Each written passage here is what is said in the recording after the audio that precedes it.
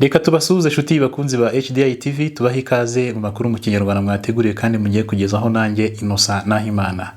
Ku bufatanye n'ishami ry'umuryango w'abibumbye ryita ku buzima bw'imyororokere UNFPA, HDI yateguye amahugurwa agamije gutanga ibiganiro fashamyumvire ku bijyanye no gukuramo inda mu buryo bwemewe n'amategeko. Ni ibiganiro byatumiwe imiryango itari ya leta ikorera mu Rwanda, iyikorera mu mahanga ndetse n'ibigo bimwe na bimwe bikorera mu Rwanda harimo nk'ikigo kibarurishamibare. Mu ntego z'ibiganiro byamaze icyumweru byibanze cyane cyane kongera kwibutsa abantu ko buri wese afite uburyo abonamo ibintu ashingiye ku ndangagaciro ze, ndetse kandi ko n'undi wese ashingiye ku mahame aba ari mukuri bitewe n'uburyo yemera. Mu gusoza ibiganiro basanze kuba abantu batandukanye mu buryo bemera ndetse no mu buryo bumva ibintu bitagomba kuba imbogamizi mu gutanga amakuru ndetse na serivisi ku bashaka gukuramo inda mu gihe babyemererwa n'amategeko. Nyuma yo gukurikirana aya mahugurwa ya VCAT, twungutse ubumenyi butandukanye ku kijyanye no gukuramo inda byemewe n'amategeko, aho twese twari dufite ubumenyi butandukanye cyane cyane dushingiye ku muco w'imiryango dukomokamo cyangwa dushingiye ku myemerere y'amadini yacu. Ariko noneho ubu twamaze kumenya iki itegeko rivuga ku bijyanye no gukuramo inda byemewe n'amategeko, aho ishobora gukurwamo igihe wayitewe uri umwana muto, ndetse bakayikuramo mu gihe umubyeyi babona ishobora kuzamuhitana cyangwa igahitana uwo atwite.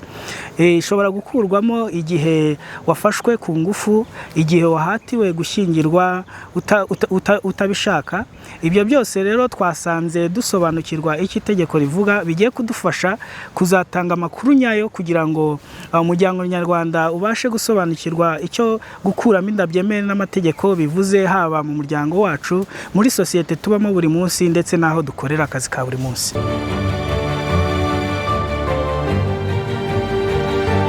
Mu rwego rwo kurebera hamwe amategeko agamije kurinda abakozi ihohoterwa rishingiye ku gitsina aho bakorera, HDI yateguye inama nyunguranabitekerezo n'abahagarariye Coalition ya Generation G, aribo Rwamurek, abahagarariye Minisiteri y'Umurimo ndetse n'abandi bafatanyabikorwa bagizwe n'imiryango itegamiye kuri leta ngo barebere hamwe ayo mategeko. Abitabiriye iyi nama bashimiye HDI ku gitekerezo cyiza yagize, ndetse biyemeza gushyiramo imbaraga ndetse n'ubuvugizi kuri iyi politike kugira ngo igere hose. Abatarayishyiraho bayishyireho nk'uko biteganywa n'amategeko y'u Rwanda hamwe n'amasezerano mpuzamahanga u Rwanda rwashyizeho umukono.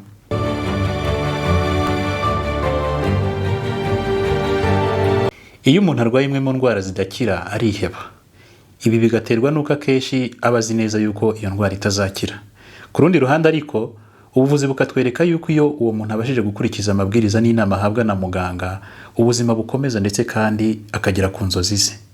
Sonia Niyibizi amaze imyaka irenga 10 abana n'indwara ya diabete, ariko yize amashuri yisumbuye yarangiza, yiga kaminuza ndetse anakomeza masters nta kibazo na kimwe agize, abikomoza ku myitwarire ye ya buri munsi.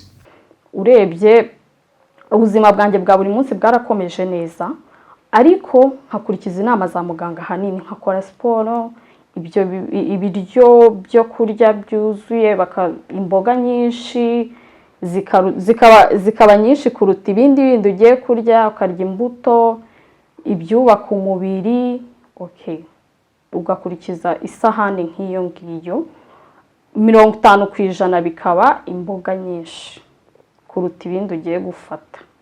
So siporo ya buri munsi iramfasha cyane, urumva at least iminota 30 ku munsi nkayikora, naba mfite ishuri naba ntayifite ngomba gukurikiza siporo.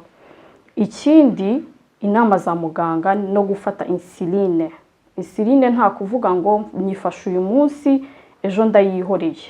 Oya, nimba muganga akubwiye 3 ku munsi ni 3 ku munsi, nimba ari 2 ku munsi ni 2 ku munsi. Kandi ikindi, mbere yo gufata insuline ugapima isukari yawe mu maraso ukihagaze, birafasha cyane.